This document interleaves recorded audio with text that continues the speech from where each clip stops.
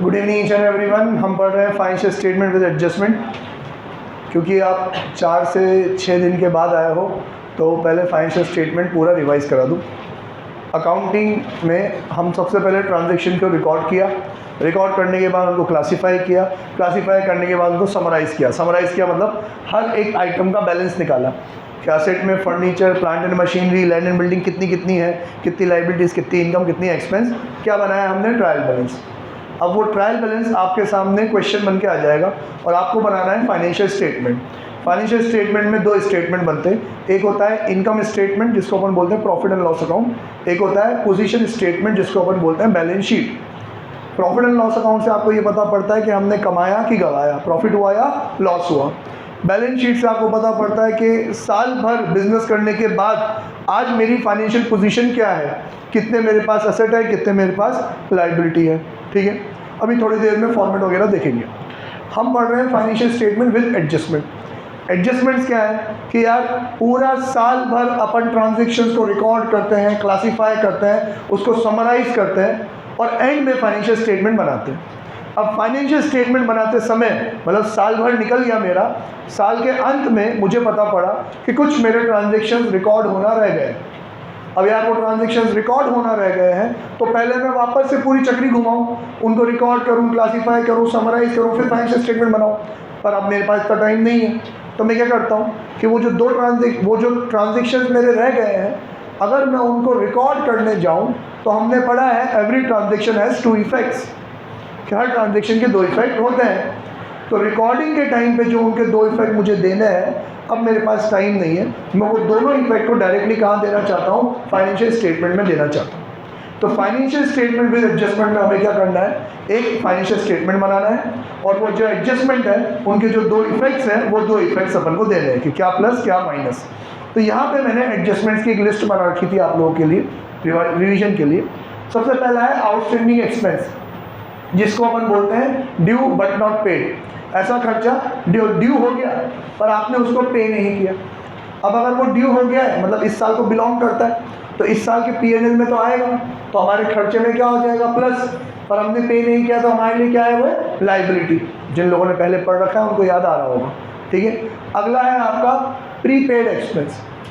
Outstanding expense मतलब पे नहीं किया, प्रीपेड मतलब एडवांस में पे कर दिया, पेड बट नॉट ड्यू मतलब ऐसा खर्चा जो इस साल का है ही नहीं, अगले साल का है, मैंने पहले ही क्या कर दिया, पे कर दिया। अब इस साल का खर्चा नहीं है तो इस साल के खर्चे में से क्या हो जाएगा, माइनस। मैंने पहले ही पे कर रखा है, बेनिफिट कब मिलेगा बाद में, तो क्या है ये मेरे लिए असेट साइड में शो हो जाएगा। आउटस्टैंडिंग और प्रीपेड से मिलते जुलते उन्हीं के विपरीत 2 नाम याद रखना है, अक्रूड इनकम और unearned income. Accrued income, accrue due हो गई, ड्यू बट नॉट रिसीव, ऐसी इनकम जो मैंने मेरा टास्क परफॉर्म कर दिया है, मैंने मेरा काम कर दिया है, अब मैं पैसा लेने के हकदार हूँ, मतलब पैसा कमा तो लिया पर वो अभी मिला नहीं है। मतलब कमा लिया मतलब इस साल की क्या है, इनकम है, इस साल की इनकम है तो इस साल की इनकम में क्या हो जाएगा, प्लस। पर पैसे मुझे मिले नहीं है, बाद में मिलेंगे तो क्या है, असेट।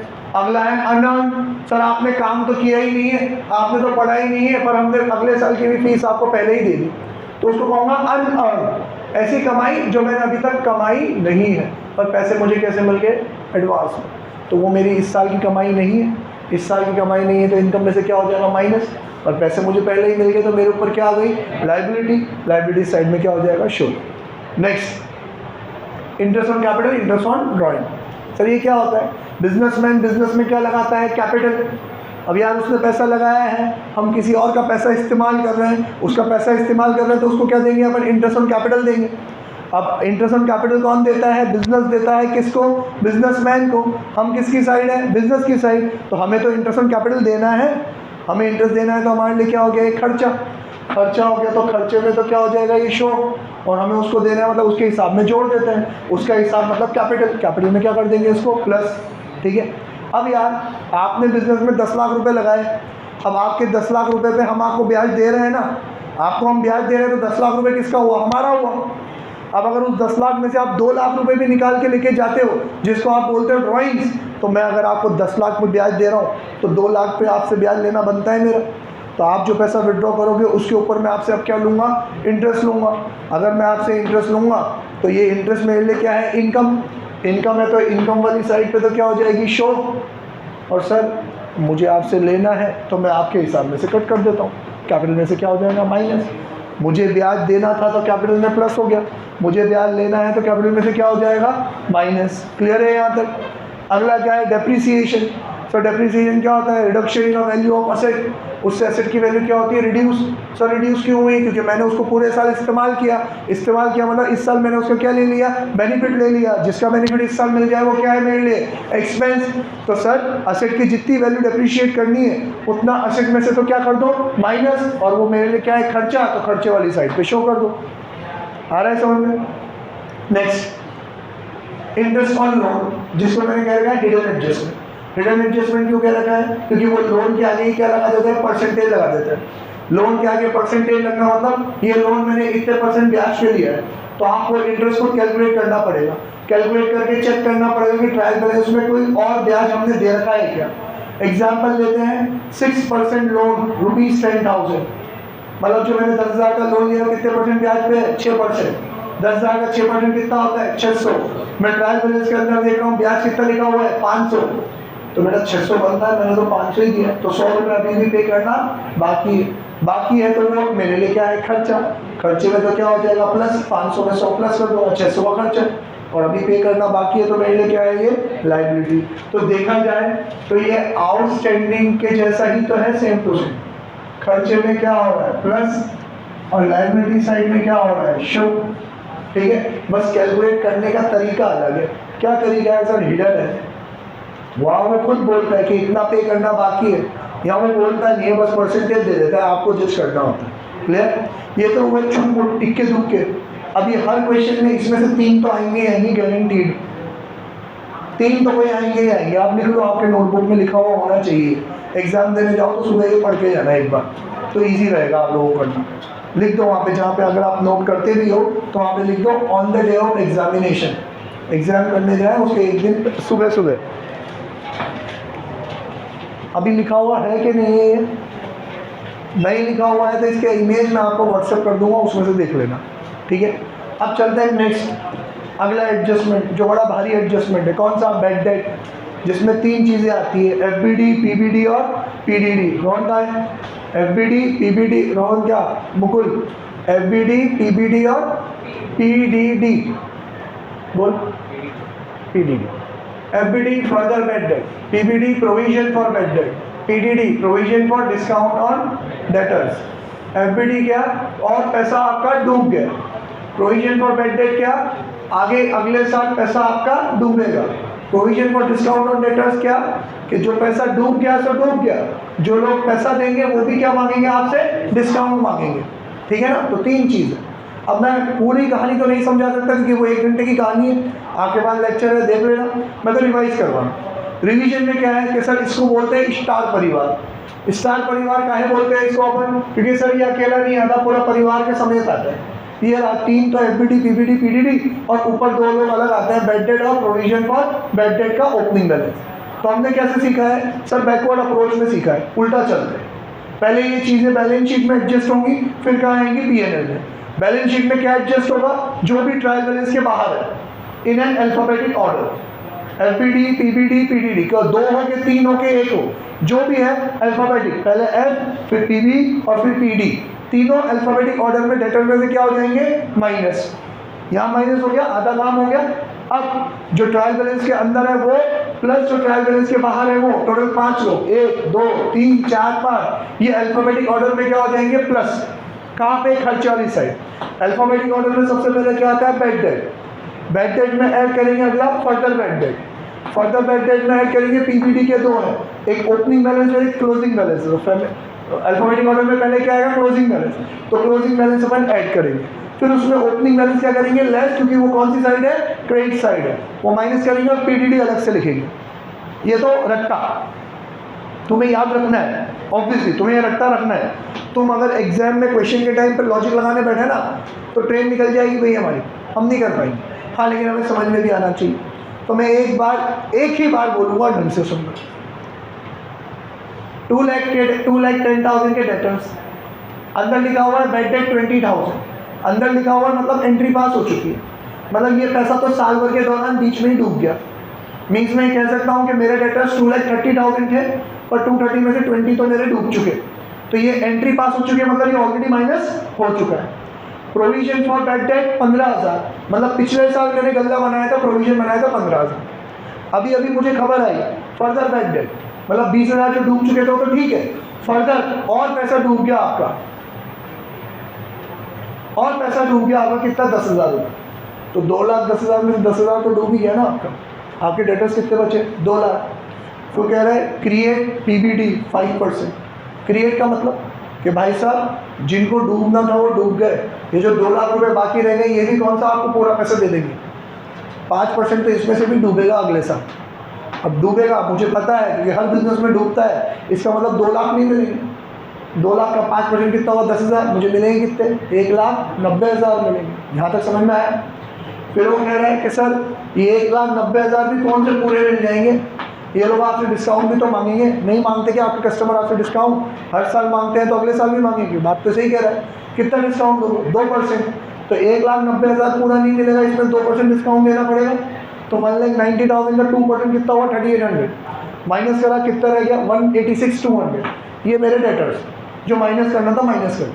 अब सर जो चीज़ें माइनस कर रहे हो ये एक तरीके से आपको पैसा नहीं मिलेगा, आपका क्या हो गया, खर्चा हो गया ना, नुकसान हो गया आपका। तो खर्चे वाली साइड पे दिखाएंगे, खर्चे वाली साइड में हम क्या दिखाएंगे कि पापा यहाँ ढंग से समझो, पूरा हिसाब लेके आए हैं आप लोगों के लिए। P&L मतलब पापा से हम पैसे मांग रहे हैं किस बात के, पापा एक तो 20,000 रुपये दे दो। कौन से, जो पैसे आपको डूब गए, आपको पता ही है साल भर के दौरान डूब गए थे हमारे पैसे। फिर आप हमें 10,000 रुपये और दो कि साल खत्म होते होते 10,000 और डूब गए, तो टोटल डूबल कितनी हो गई, 90,000। अब ये तो वो जो इस साल डूब गए, अब अगले साल पैसे मांगने जाएंगे तो अगले साल वापस से 5% डूबेंगे, तो 30 तो वो और 10,000 जो अगले साल डूबेंगे उसकी भी तैयारी आज ही कर लो, गल्ला बना के रख लो। लाओ 10,000 और तो गल्ले में डाल के रखूँगा। तो पापा 30 + 10 कितने दो मेरे को, 40,000 दो।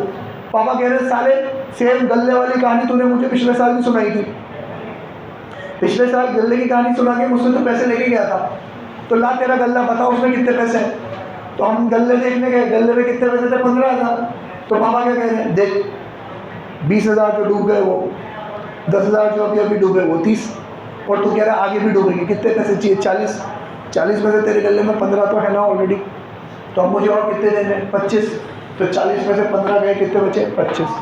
जब मैंने कहा पापा ये तो किसका हिसाब हो गया, बेड डेट का। अब जो डिस्काउंट देना है वो तो अलग ही कि कितना डिस्काउंट देना, 2%, कितना होता है 3,800, तो वो भी दो, ये भी मेरा क्या है, खर्चा। क्लियर है, समझ में आया। अब अगर मान लो गले में 25,000 के बदले 15,000 के बदले 50,000 मिल जाते, तो मैंने और पापा ने गल्ला खोला, गले में कितने निकल गए, 50,000। पापा तो खुश हो गए। पापा क्या कह रहे हैं, अबे वो 20 डूब गए, वो 10 अभी भी डूबे, वो 30 + 10 अगले साल डूबेंगे, वो सब मिला के तुझे 40 चाहिए, और तेरे गले में तो 50 है। अब पैसे देने नहीं बनते, कितने बनते हैं, लेने बनते हैं। ला 10,000 तो मुझे दे, तो सारी गणित क्या हो जाएगी, उल्टी हो जाएगी कि देख तेरे गले में कितने बचे हैं, 50,000, तुझे जो गले में छोड़ने हैं 10 वो तो छोड़ दे, तो कितने हो गए, 40 में से 10,000 का एफबीडी, 20,000 का पीबीडी बेड डेट, 10 और 20 30 गए, 40 में से 30 गए, कितने बचे, 10। हमने याद कैसे किया है, एग्जैक्टली क्या हो जाएगा, रिवर्स फ्लिप।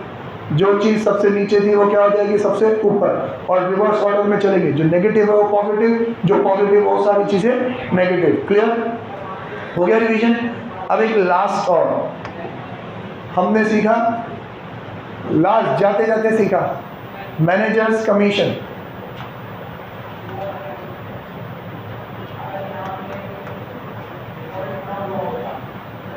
वापस से मैं पूरी कहानी तो नहीं सुना सकता। हाँ, पर मैनेजर्स कमीशन किस पे मिलता है, प्रॉफिट पे। तो मैनेजर को मैंने प्रॉमिस कर दिया ढंग से चला भाई बिजनेस, तू मैनेजर है, तू ढंग से मैनेज कर, जितना अच्छे से मैनेज करेगा उतना ज़्यादा क्या होगा, प्रॉफिट, और जितना ज़्यादा प्रॉफिट होगा मैं तुझे क्या दूंगा, कमीशन दूंगा। तो ठीक है, मैनेजर को कमीशन मिलता है किसके ऊपर, नेट प्रॉफिट पे। पर सर हमने जब ये टॉपिक पढ़ा था तब हमने समझा था कि नेट प्रॉफिट 2 हो जाते हैं, एक बिफोर चार्जिंग सच कमीशन और एक आफ्टर चार्जिंग सच कमीशन। अब जो ये लेक्चर नहीं पढ़े हैं उनको अभी समझा पाना बहुत मुश्किल है, लेकिन ट्रिक सिखा देता हूँ। बिफोर मतलब पहले वाला, आफ्टर मतलब बाद वाला, सिंपल। बिफोर मतलब, आफ्टर मतलब बाद वाला। तो पहले वाला मतलब सिंपल वाला, बाद वाला मतलब हार्ड वाला, है ना। तो जो सिंपल वाला है तो सिंपल चलेगा। मान लेते हैं मैनेजर्स कमीशन कितना है, @10%। तो 10% मतलब पर 100, तो कैसे करेंगे, 10/100। लेकिन अगर आफ्टर वाला है तो 10/10/110, 5/105, 6/106। सिंपल ही तो है कि नहीं। बिफोर चार्जिंग और आफ्टर चार्जिंग। बिफोर में सिंपल 10/100, आफ्टर में डिफिकल्ट 10/110। क्लियर, सबको समझ में आया? ओके, यहाँ तक अपन पढ़ चुके हैं। अब चलते हैं अपन इलस्ट्रेशन की तरफ।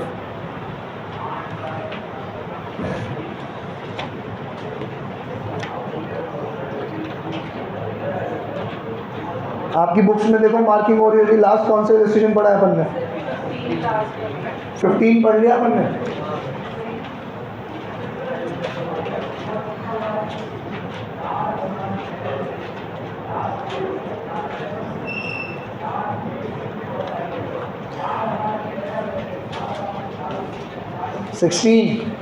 The following is the trial balance of Ram Kishan Vyas. यही है क्या? हाँ, पेज नंबर 22.47। हितेश नहीं आ गया? क्यों, चश्मा लग गया तेरे को? फिर कहाँ नहीं लाइट? पूरा ब्लैक ब्लैक है यार। आजा आजा आजा। कौन सी लाइट आ रही तेरे को? अभी नहीं आएगी, वो अब्दुल सर में आती है। वो उनका चेहरा नूरानी है, नूर नूर चमकता है उनके चेहरे पे। अभी तू नहीं आएगा तो तेरे दुबला पतला दोस्त बेचारा मार्किंग भी नहीं कर पाया। मैं तेरे लिए ब्राइटनेस कम कर देता हूँ। कैसे होगी brightness come?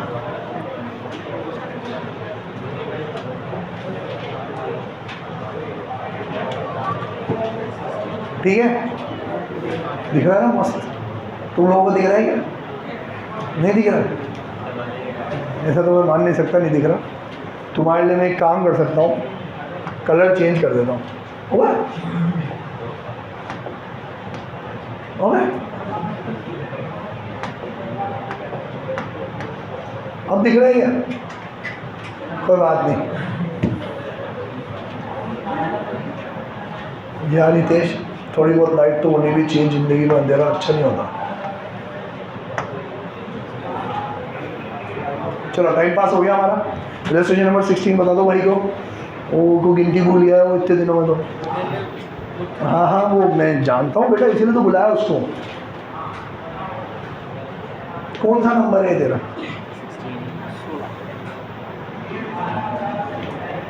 Illustration number 16. The following is the trial balance of Ram Kishan Vyas as at 31st March 2019. Prepared trading and profit and loss account and balance sheet after making the following adjustments.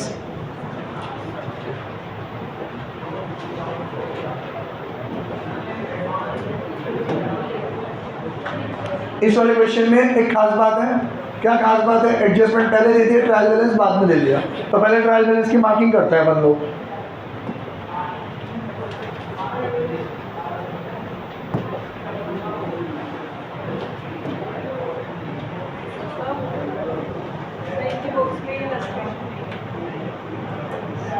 कौन है वो गरीब लोग? जिस जिस book में नहीं है वो बुक बंद करो प्लीज। जिस जिस बुक में एडजस्टमेंट नहीं है वो बुक बंद कर दो प्लीज। ज्यादा बुकें बंद नहीं हुई ना? ठीक है। क्या हुआ बेटा? मालिक तेरे बंदे हम, ऐसे हो हमारे काम।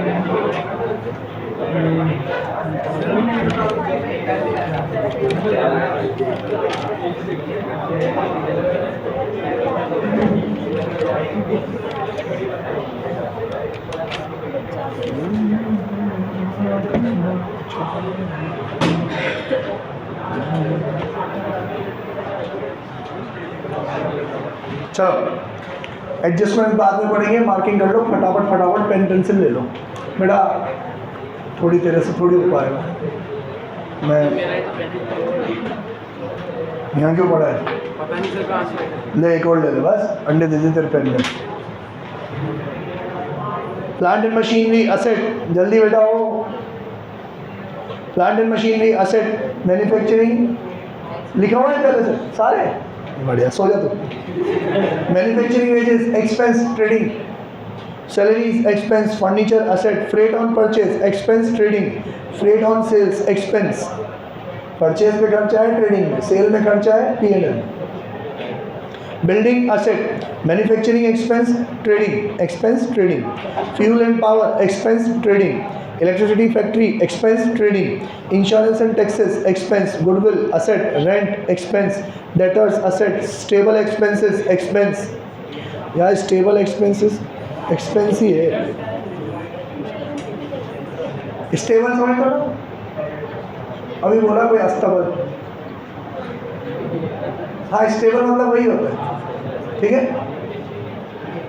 Opening stock expense trading, horses and cards asset, purchase expense trading, sales return sales minus, general expense expense, bad debt expense, interest and bank charges expense, advertising expense, bank balance asset cash asset, capital liability creditors liability, bank loan liability, purchase return purchase में से minus, sales income trading, provision for bad debt लिखो, opening balance. अब adjustments पढ़ो। Value of closing stock hashtag लगा लो फटाफट। Closing stock दो जगह, Nitanshi closing stock कहाँ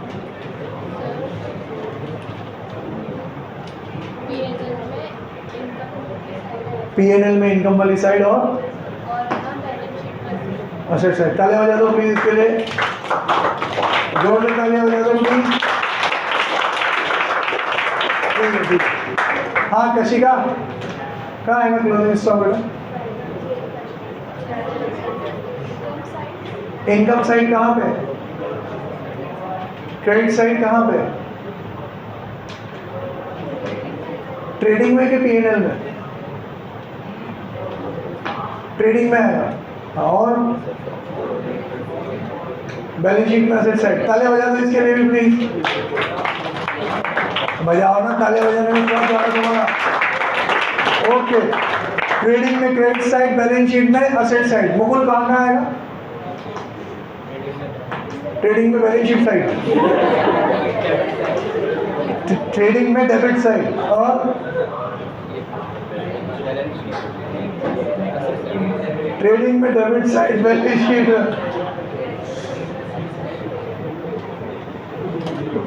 कोई मेरे को बता दे कि पिछले जन्म में मेरे क्या पाप थे जो तू इस जन्म में मिलाए। मैं सच बता रहा हूँ, वो पाप मैं पूरी दुनिया में किसी को ना करने दूँ, तुम तो मैं करूँ ही, किसी को करने भी ना दूंगा। ट्रेडिंग में क्रेडिट साइड, बैलेंस शीट में असेट साइड। मैं सच्ची आत्महत्या कर लूँगा अगर ये चैप्टर ख़त्म होते होते तुम्हें ये भी नहीं आया कि क्लोजिंग स्टॉक कहाँ, तो मेरा जीना सच में क्या बनता ही नहीं है, ठीक है। ट्रेडिंग में क्रेडिट साइड, बैलेंस शीट में asset side. Depreciate plant and machinery 10%, furniture 5%, horses and cart 1000, also write off goodwill by 3000। Difficult question है, जितने भी नाम अपन ने पढ़े हैं सब पे बिंदु लगा लो। प्लांट एंड मशीनरी 2 पे बिंदु लगाओ, फर्नीचर पे बिंदु लगाओ, हॉर्स एंड कार्ट लगाओ और गुडविल पे लगाओ। खास बात इस एडजस्टमेंट की क्या है सर? डेप्रिसिएशन है, असेट में से माइनस करना है, तो 2 असेट का तो परसेंटेज दे रखा है, 2 असेट का अमाउंट दे रखा है ना? लग गए चारों बिंदु। Provide 5% for doubtful debt on debtors. अब डाउटफुल डेट का मतलब होता है बैड डेट, तो ये PDD नहीं है, क्या है? PBD लिखो वहाँ पे, PBD। PDD तो किसके लिए होता है? डिस्काउंट के लिए। जब तक डिस्काउंट वर्ड ना है तब तक क्या चलेगा? PBD चलेगा। तो PBD लिखो भैया। Prepaid expenses, insurance 300, taxes 190। Prepaid तो इंश्योरेंस एंड टैक्सेस का एक अमाउंट दे रखा है आपको, मिला क्या? क्या यार, मेरे को तो मिल ही नहीं रहा। हाँ, इंश्योरेंस एंड टैक्सेस 4175 बिंदु लगा लो। 3/5 of the insurance and taxes, rent and general expenses to be charge to factory and the balance to the office. तो ये तीन जो खर्चे हैं ना, इंश्योरेंस एंड टैक्सेस, रेंट और जनरल एक्सपेंस, इन तीनों पे बिंदु लगा लो। अब ऑलरेडी इंश्योरेंस एंड टैक्सेस पे एक बिंदु लगा हुआ है, तो आप क्लियरली वहाँ पे दो बिंदु लगाना बेटा, ऐसे 1 और 2, ताकि मेरे को पता पड़े कि इस आइटम से रिलेटेड दो अलग अलग एडजस्टमेंट है, मेरे को दोनों सॉल्व करने हैं। ठीक है, लगाएंगे बिंदु भी लगेगा भाई, मजा आ गया, very good. Advertising to be return off over 3 years, advertising पे भी बिंदु लगाओ। मिला के एडवर्टाइजिंग लास्ट में 4500। Okay, then commission to manager 10% net profit after charging such commission, underline करो आफ्टर, और उसी के ऊपर लिख दो 10/110। और मैनेजर्स कमीशन का बिंदु कहीं पे भी नहीं लगता, ये तो हमें एंड में सॉल्व करना पड़ता है। ठीक है, तो टोटल बिंदु गिनो आपके कितने बिंदु लग गए।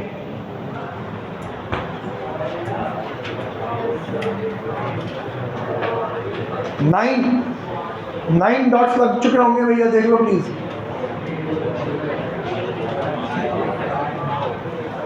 जिज्ञासा देख लेना बेटा, कशी कशी जाते ही थे जिज्ञासा।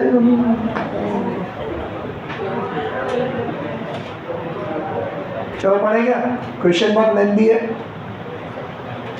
एक दो चीज़ें डिफिकल्ट है, बाकी सारी सिंपल चीज़ों का बहुत सारा जमावड़ा करके लेंथी बना रखा है, उसको डिफिकल्ट नहीं है।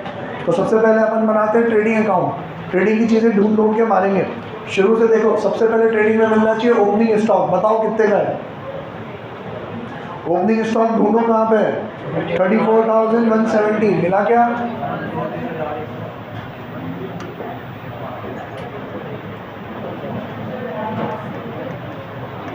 ₹34,170 मिल गया क्या दक्ष? ठीक है, इसके बाद परचेज ढूंढ कितना है, 97,165, 97,165। सेल्स भी ढूंढ, हिंदी मीडियम, 2,46,850, 2,46,850। अब ज़रा शुरू से चलो। सबसे पहले मुझे ट्रेडिंग में जाने लायक मिला मैन्युफैक्चरिंग एक्सपेंस, तो 2 मैन्युफैक्चरिंग एक्सपेंस कितना है, 34,965, कोई बिंदु नहीं है ना, 34,965 बिंदु नहीं है तो आउटर कॉलम में, बिंदु होगा तो इनर कॉलम। उसके बाद फ्रेट ऑन परचेज 1980, तो 2 फ्रेट ऑन परचेज 1980। उसके बाद फिर है मैन्युफैक्चरिंग एक्सपेंसेस, वापस दो तो नहीं लिख तो, अच्छा वो मैन्युफैक्चरिंग वेजेस था और ये मैन्युफैक्चरिंग एक्सपेंस है। हाल तो लेंदी कर रखा है, कितना है 9455, कोई एडजस्टमेंट नहीं है, 9455। उसके बाद कोई एडजस्टमेंट नहीं है, 1276। उसके बाद इलेक्ट्रिसिटी फैक्ट्री 986,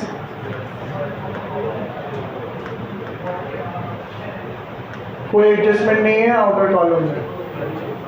बस उसके बाद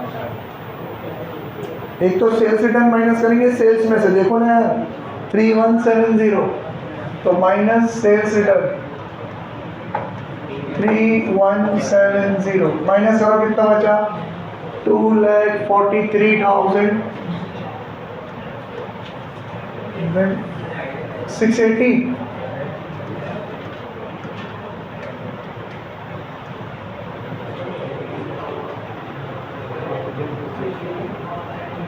अबे सॉल्यूशन में देख लो, तुमसे टोटल नहीं हो रहा तो रखो हाँ या ना तो बोल दो मेरे को।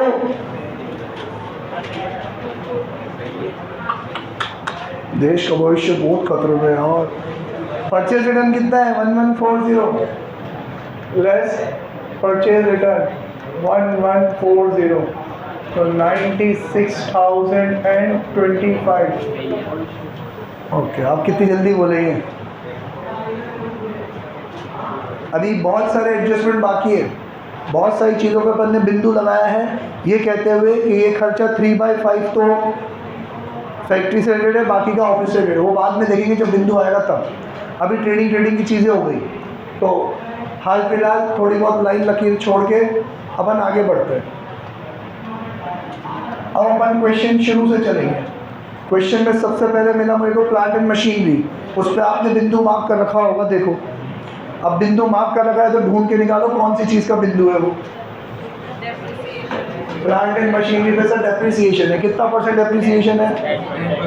10%, 19,720, इसका 10% डेप्रिसिएशन 1972। कमी नहीं है, पता नहीं क्या चाहते हैं इस क्वेश्चन से हमसे। करो माइनस, बताओ कितना, देख के बता दे बेटा, तुमसे नहीं हो पाएगा, मेरे को पता है तुम सारे के सारे निकम्मे हो, कोरोना की पैदाइश। 17,748, मतलब तुम्हें तो ढूंढने में ही टाइम लग रहा है, कैलकुलेट तो क्या ही करोगे तुम लोग। अब डेप्रिसिएशन है, हर एडजस्टमेंट के दो इफेक्ट होते हैं, वहाँ माइनस कर दिया तो यहाँ पे भी शो करना पड़ेगा, और डेप्रिसिएशन 2-3 चीज़ों पे लगाना है, तो अलग अलग तो डेप्रिसिएशन लाइन खींच देता हूँ। यहाँ पे मैं लिखूँगा सबसे पहले प्लांट एंड मशीनरी 1972। अगला प्लांट एंड मशीनरी के बाद मैन्युफैक्चरिंग वेजेस लिख चुके, सैलरी कोई बिंदु लगा हुआ है क्या सैलरी में? नहीं, तो डायरेक्टली खर्चा ही है मेरा, तो 2 सैलरी अमाउंट 10,135। उसके बाद फर्नीचर, इस पे बिंदु लगा हुआ होगा, डेप्रिसिएशन होगा 5%, तो फर्नीचर कितना है? 9,480, माइनस करेंगे डेप्रिसिएशन 4,500 और 240, तो 4,740। सही है क्या? हाँ ठीक है, तो कितना बचा भी आपके पास से? 4,740। अरे जीरो नहीं आएगा, मैंने ज़्यादा लगा दिया। 474, तो 9,006। डेप्रिसिएशन कितना लगा फर्नीचर का? 474। फर्नीचर के बाद है फ्रेट ऑन परचेज, ये अपन लिख चुके ट्रेडिंग में। फ्रेट ऑन सेल, तो 2 फ्रेट ऑन सेल्स, कितना अमाउंट है? 2150। बेटा एक बात बोलूँ आप लोगों से, ये क्वेश्चन लेंदी है, तुम लोगों से तो हो ही नहीं है डायरेक्ट, और मेरे को भी सब चीज़ें देख देख के कराना पड़ेगा, तो मेरा पूरा ध्यान बुक में और बोर्ड पे रहेगा।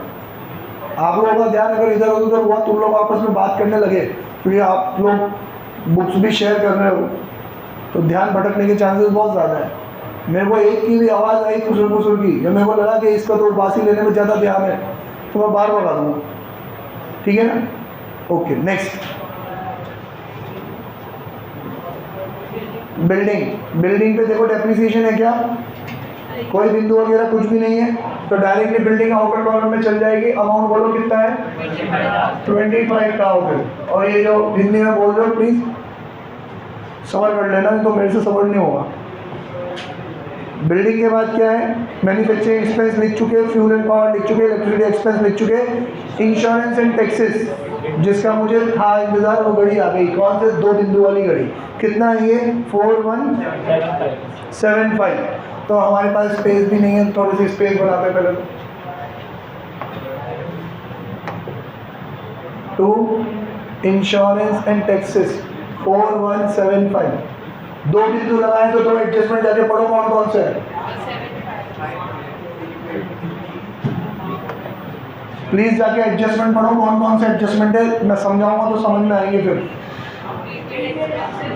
एडजस्टमेंट नंबर कौन कौन सा? एक तो 4 और एक 5। तो 4 वाला एडजस्टमेंट पहले होगा।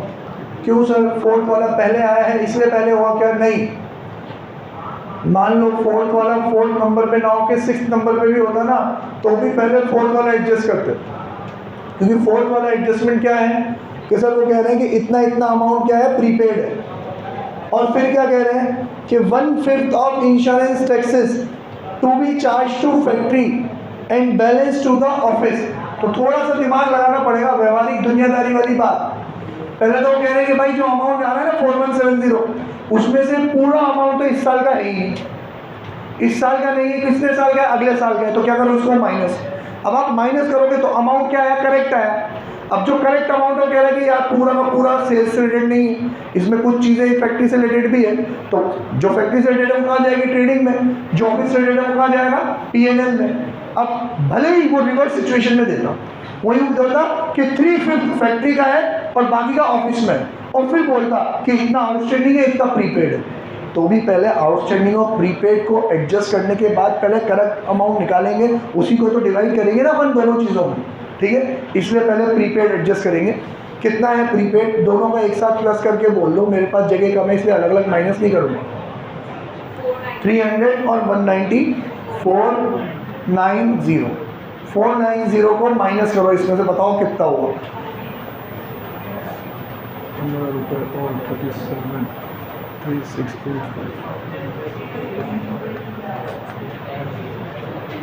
3685 सॉल्व करना है इसको। सॉल्व नहीं करोगे, इधर उधर देखने पड़ोगे तो सीख भी नहीं पाओगे। 3685। अब इसका कितना क्वेश्चन फैक्ट्री से रिलेटेड है, 3/5। तो करो कैलकुलेट, 3685 इंटू 3/5 कैलकुलेट करो कितना होगा।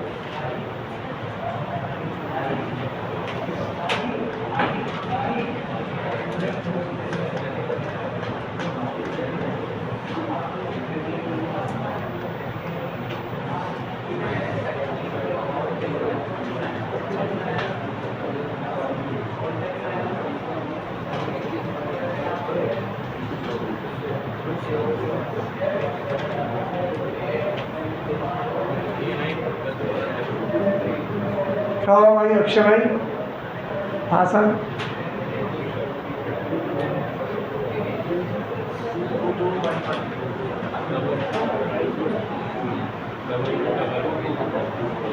थ्री बाई फाइव किया तो कितना है, 2211।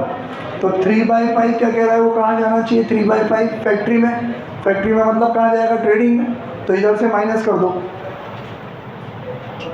लेस ट्रेडिंग अकाउंट 2211 माइनस करो, बताओ कितना बचा। और सेम चीज़ पे ट्रेडिंग में भी लिखेंगे, 2 इंश्योरेंस एंड टैक्सेस 2211।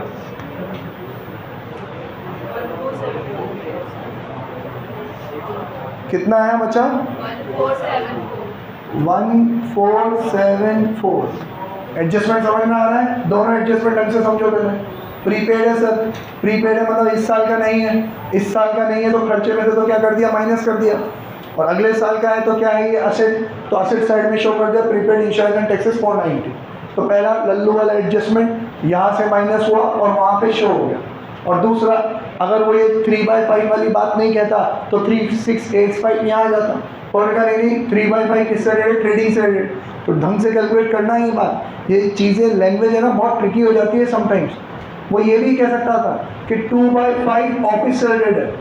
तो अब अगर आप 2/5 कैलकुलेट करते तो 2/5 तो ऑफिस का है, वो तो कहाँ आना चाहिए, P&L में। तो फिर आपको माइनस करना पड़ता कि इतना तो मुझे P&L में छोड़ना है। तो बड़े अमाउंट में तो छोटा अमाउंट माइनस करके ये अमाउंट निकालना पड़ता है, कौन सा माइनस करूँ। समझा पा रहा हूँ कि नहीं समझा पा रहा हूँ मैं, फिर घूम गए। अभी उसने साफ कहा कि 3/5 क्या है, फैक्ट्री का है। मेरा अच्छा हुआ, सीधा सीधा बोला कि 3/5 फैक्ट्री का है। तो इसका 3/5 कैलकुलेट किया, कितना आया हुआ है, 2211। अगर ये फैक्ट्री का है तो ये निकालो इधर से, ये P&L में नहीं आएगा, ट्रेडिंग में ट्रांसफर करो। माइनस करा, बचा हुआ यहाँ आ गया, जो माइनस करा वो यहाँ आ गया। क्लियर। अब ये एडजस्टमेंट मैं सबके ही करने जाऊँ क्योंकि उन्होंने तो 3 खर्चे दे दिए, वो तो निवरे साले। अपने पास तो टाइम का लिमिटेशन है, वो हर चीज़ में अब यही करेंगे। जो भी अमाउंट होगा उसका 3/5 ऊपर लिखेंगे, बचा हुआ यहाँ लिखेंगे, 3/5 ऊपर लिखेंगे, बचा हुआ यहाँ लिखेंगे। मैं अमाउंट कैलकुलेट करके बता देता हूँ। इसमें इंश्योरेंस एंड टैक्सेस के साथ अगला कौन था, रेंट। रेंट ढूंढो कितना है, 2400 का रेंट है। हाँ 2400 का 3/5 करो आप लोग।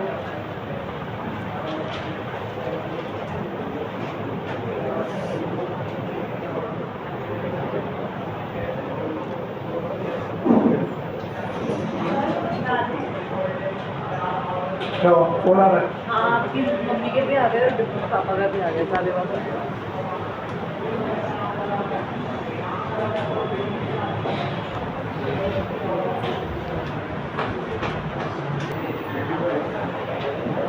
ओके, समझ में आ रहा है कि नहीं आ रहा? हाँ, जितना ट्रेडिंग का है वो फैक्ट्री में बचा हुआ P&L में। अब तुम लोगों को समझ में तो आता है, पर पता नहीं याद क्यों नहीं रहता तुम लोगों को। प्लीज़ इसका आज जो होमवर्क दूँ वो घर से करके आना, नहीं तो हम जो इतनी मेहनत करते हैं, आप लोग का भी तो टाइम जा ही रहा है ना, आप यहाँ के पढ़ रहे हो तो ये सारी मेहनत हमारी वेस्ट हो जाती है। घर पे आपको 1 या 1.5 घंटा लगेगा सो लगेगा, कोई बात नहीं, लेकिन आप कुछ सीखोगे ही सही और अगली बार आपको पढ़ने में भी इंटरेस्ट आएगा। ये आपकी छोटी छोटी मेहनत है ना, आपको पढ़ाई से बहुत दूर ले जाएगी किसी दिन, क्योंकि जब तक आप खुद से नहीं करोगे अगली क्लास में कम समझ में आएगा, और जब कम समझ में आएगा तो फिर हम छुट्टियाँ करेंगे तो फिर हमारा पढ़ने का मन नहीं होगा। तो मैं फैक्ट बता रहा हूँ, ये देखा हुआ है। हो गया इतना टाइम तो हो गया कि मेरे को समझते समझते देखते देखते कि आप लोगों का जब होमवर्क नहीं करोगे ना, आप लोग पढ़ने में मन नहीं है, होमवर्क क्यों नहीं करते? हमारा मन नहीं करता था, हमारा मन करता है गेम खेलने का, हमारा मन करता है बहुत सारी चीज़ें करने का, पढ़ने का बस नहीं करता। ठीक है, अब ये जो मन नहीं करता ना आपका, ये मन आपकी पिक्चर बना देगा। सही है ना? आप ऑर्डिनरी बन के रह जाओगे, ऑर्डिनरी बन के रहोगे तो 12th में भी बस उतना ही सिंपल वाला समझ में आएगा, डिफिकल्ट वाला गया तेल लेने। और जैसे ही 12th के बाद आपकी मेन चूज़ करने की बारी आएगी, तब आप यहीं हिम्मत हार जाओगे, वहीं आप ऑर्डिनरी बन गए। आपके डिसीजन से आपने अपने आप को ही क्या बना दिया? ऑर्डिनरी बना दिया। अब आपकी हिम्मत ही नहीं होगी कि आप हायर स्टडीज़ चूज़ कर लो, आप कोई पढ़ने वाली स्ट्रीम चूज़ कर लो, ये पॉसिबल ही नहीं।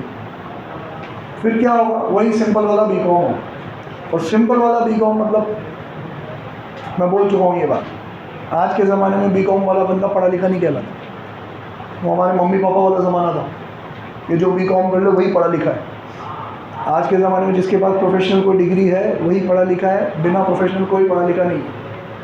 बस हाँ, पढ़ाई कंप्लीट हो गई, पढ़ा लिखा तो नहीं रहे, बस क्या है, पढ़ाई कंप्लीट हो गई, पढ़ लिया हम, जैसे धक्का दे के हम पढ़ लिए। ठीक है, तो ये जो होमवर्क आज दूंगा वो आपको करके आना ही आना है। ठीक है, चलो मैं नहीं करा रहा हूँ बाकी सारी चीज़ें। रेंट पे भी वही करना है, 3/5 ऊपर लिखना है, बचा हुआ यहाँ लिखना है। रेंट के बाद अगला कौन सा है? जनरल एक्सपेंस, उसमें भी यही लिखना है। आगे आओ आप, तो इंश्योरेंस एंड टैक्सेस के बाद था आपका गुडविल। गुडविल कितना है? 30,000। 30,000 में से बिंदु लगा रखा होगा, उसमें 3,000 का उसने डेप्रिसिएशन लिख रखा होगा। अब अगर सीखना है तो ढंग से सीखना। जनरली क्या करना है, यहाँ गुडविल लिखनी है 30,000 और डेप्रिसिएशन ही है ना सर, तो माइनस करना है। पर यार गुडविल होती है इंटेंजिबल असेट, और आप वर्ड सुन लेना अच्छे से, याद कर लेना, नक्श कर लेना। असेट दो तरीके के होते हैं, टेंजिबल और इनटेंजिबल। टेंजिबल जिसको देखा जा सके, टच करा जा सके, इनटेंजिबल जिसको टच नहीं कर सकते, जैसे गुडविल। तो टेंजिबल चीज़ों की वैल्यू रिड्यूस होती है, उसको बोलते हैं डेप्रिसिएशन। इंटेंजिबल चीज़ों की भी वैल्यू रिड्यूस होती है, पर उसको डेप्रिसिएशन नहीं बोलते, उसको बोलते हैं अमोर्टाइजेशन। क्या बोलते हैं? AMORTISATION, amortisation.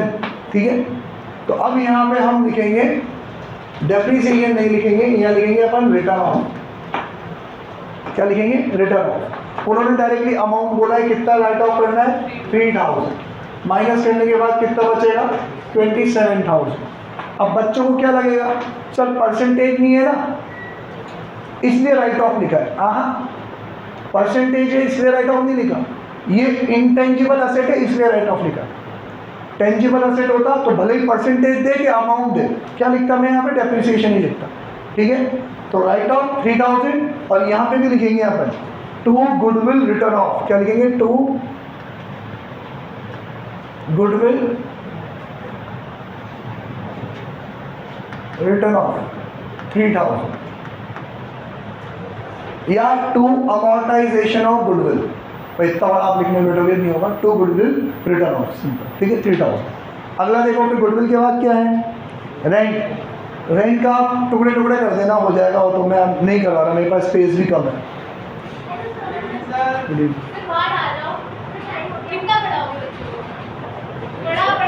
बेटा ये बच्चे मेरे सामने इतना नहीं बोलते, आप प्लीज़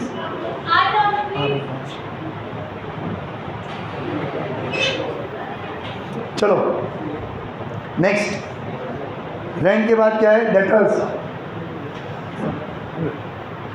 पढ़े देखना बेटा, डेटर्स का है, तेरे को बोल रहा हूँ।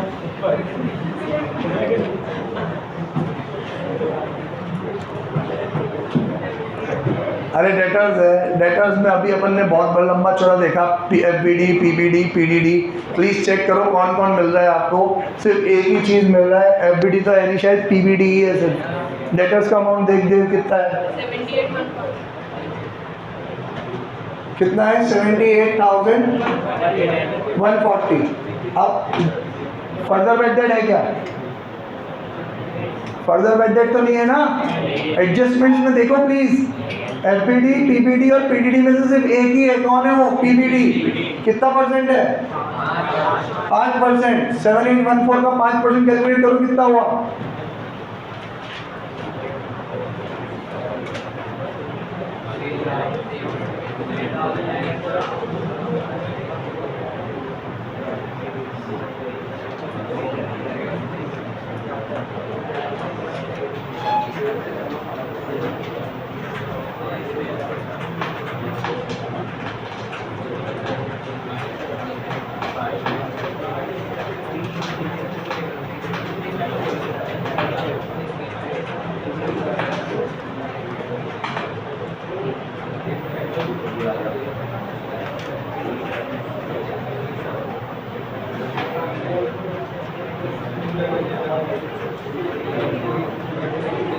74,233 आ रहा है क्या, एक में देखना, डेटर्स इतना ही आ रहा है क्या, 74,233। 5% कैलकुलेट किया, माइनस कर दिया, ठीक है। अब PBD के साथ बेड डेट और प्रोविजन फॉर बेड डेट का ओपनिंग बैलेंस भी है, देखो जरा ट्रायल बैलेंस के अंदर। बेड डेट का डाउट है मेरे को, बेड डेट है कि हाँ है, बेड डेट कितना है 1485 का, और प्रोविजन फॉर बेड डेट देखो कितना है 6000। बहुत ज़्यादा अमाउंट है, लेने के देने पड़ जाएंगे इस बार, है ना। तो जब लेने के देने पड़ते हैं तब अपन कैसा चलते हैं, उल्टा। सबसे पहले अपन लिखेंगे यहाँ पे 2 प्रोविजन फॉर बेड डेट, और कौन सा बैलेंस, ओपनिंग बैलेंस, जो कितना लिखा हुआ है 6000। उसमें से माइनस करेंगे PBD का क्लोजिंग बैलेंस, वो कितना है 3907। तो कितना बचेगा तुम्हारे पास बचेगा 2093। फिर इसमें से माइनस करेंगे अपन बेड डेट। बेड डेट देखो कितना है 1485 माइनस करेंगे, कितना बचा 8 रुपये, तो इसमें 608। चेक करो 608 बच रहा है क्या, हाँ कशी का समझ में आ रहा है आपको, झूठ बोलिएगा, आ रहा है देखो समझ, ठीक है बेटा। मेरे पास पूरा फॉर्मेट बनाने का स्पेस नहीं तो मैं क्या करता, PBD opening balance, PBD closing balance, फिर फर्दर बेड डेट और फिर बेड डेट। मेरे पास जगह नहीं थी इसलिए मैंने फर्दर बेड डेट नहीं बनाया। ये सारी चीज़ें जो यहाँ प्लस होती है वो यहाँ क्या हो रही है, माइनस। अभी रिवीजन में समझाया आप लोगों को, ठीक है, हो गया ये। इसके बाद ये क्वेश्चन डिफिकल्ट पता है क्यों है, क्योंकि इसमें एक तो एडजस्टमेंट मल्टीपल्स है, ढेरों भरमार है, प्लस इसमें अमाउंट भी सारे अटपट है, इसीलिए इसको नए एडिशन में से निकाल दिया उन्होंने। सारे सड़े गले अमाउंट है, 2 रुपये 4 रुपये 5 रुपये, ये किराने वाला हिसाब जो करता है वैसा। इसके बाद डेटर्स के बाद स्टेबल एक्सपेंसेस, कोई एडजस्टमेंट नहीं है, P&L में डायरेक्टली लिख देंगे। ओपनिंग स्टॉक लिख चुके। हॉर्सेज एंड कार्ड्स, इसमें एडजस्टमेंट है, देखो हॉर्सेज एंड कार्ड में बिंदु लगा हुआ है, उन्होंने डेप्रिशिएट करने के लिए बोल रहा है कितना 1000। अब एक बात बताओ, हॉर्स और कार्ड, घोड़ा गाड़ी, टेंजिबल है इंटेंजिबल है, टेंजिबल है तो वर्ड क्या यूज होगा, डेप्रिसिएशन, ठीक है। तो यहाँ पे हॉर्स एंड कार्ड्स कितना अमाउंट है अमाउंट कितना है 5165 माइनस कितना डेप्रिसिएशन है 1000 4165 और यहाँ पे डेप्रिसिएशन की लिस्ट में हॉर्स एंड कार्ट्स 1000 टोटल कितना हो गया 2 3 3 3 3 4 4 6 ठीक है। नेक्स्ट हॉर्स एंड कार के बाद परचेज और सेल रिटर्न लिख चुके हैं। जनरल एक्सपेंस में बिंदु है 3/5 2/5 करेंगे 3/5 ट्रेडिंग में 2/5 P&L में। बैड डेट कर चुके हैं। इंटरेस्ट एंड बैंक चार्जेस में कोई एडजस्टमेंट नहीं है, डायरेक्ट खर्चे वाली साइड पे। एडवर्टाइजिंग में बिंदु है, एडवर्टाइजिंग का एडजस्टमेंट पढ़ो। रेहान कहाँ हो गया बेटा, यही काम है क्या मेरा तेरे को बुलाने का बार बार, एक तो तू आता कभी कभी है।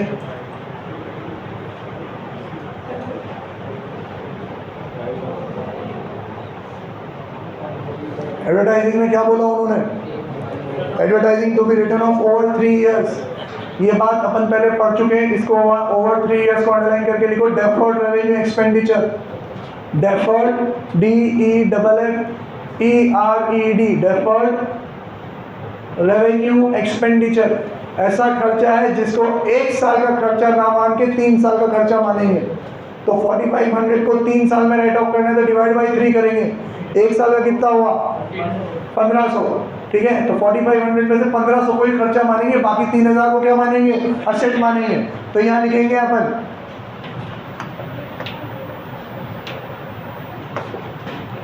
To advertising expense return of 1500 और यहाँ लिखेंगे एडवर्टाइजिंग एक्सपेंस 3000 नहीं 4500 माइनस करेंगे राइट ऑफ 1500, बचा कितना 3000, ठीक है।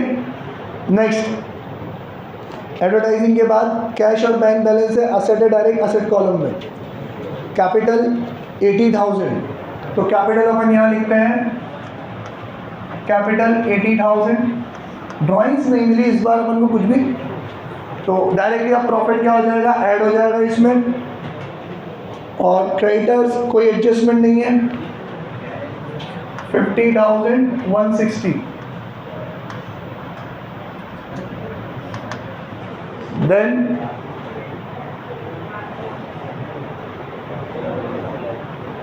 बैंक लोन कितना 10,000,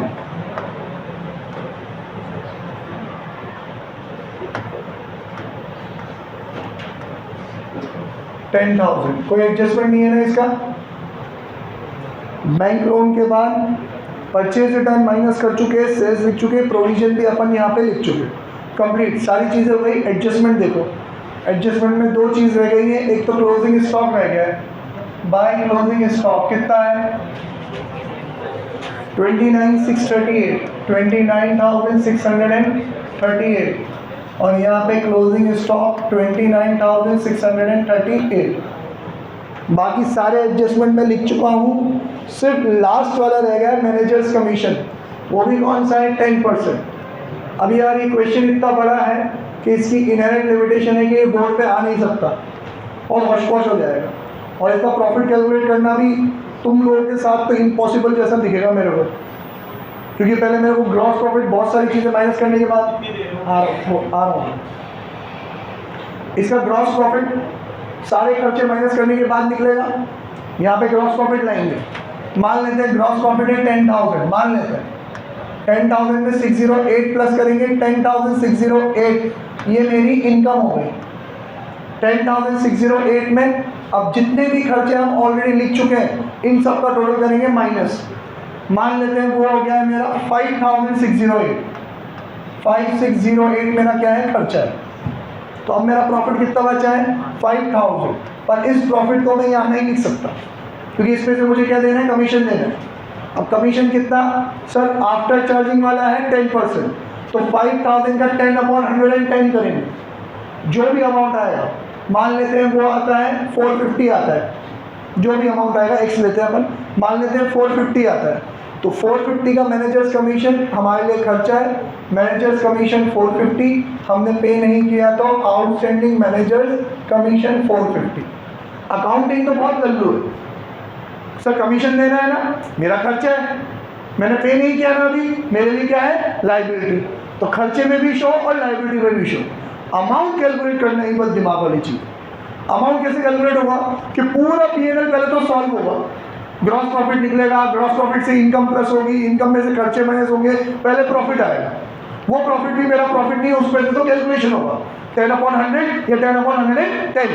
10/110 कर लिया अपन ने, 450 आ गया। अब इसी में से 450 माइनस कर लिया, 450 माइनस किया तो कितना बचा, 4550। ये है मेरा नेट प्रॉफिट। इसको मैं यहाँ लिखूंगा 2 नेट प्रॉफिट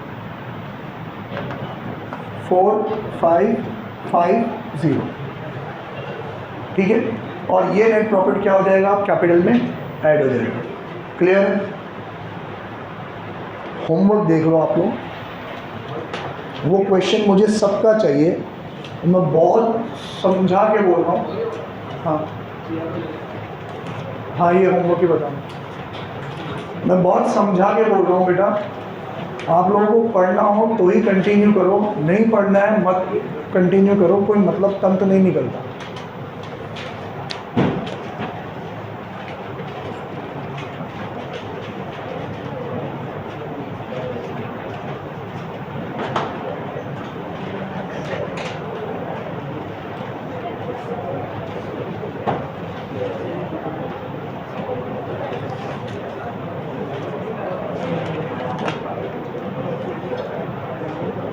क्वेश्चन नंबर 15 कराए किसी ने? क्वेश्चन नंबर 15 क्वेश्चन कर लिया 15, ठीक है तो मत करना। Question number 15, from the following trial balance expected from the books of Raga limited. मिला क्या? मिल गया सबको? प्लीज कॉपी मत मारना, तुमने कहीं से कॉपी किया मुझे समझ में आ जाएगा, खुद से करना। तुम्हें नहीं समझ में आया, मैं तुम्हें अलग से मुझे बिठाना पड़े, मैं अलग से पढ़ा दूंगा तुम लोगों को, लेकिन खुद से करके आना। कॉपी मार के आओगे किसी को कोई फ़ायदा नहीं होगा, ना मेरा ना तुम्हारा। बाय टाटा सी।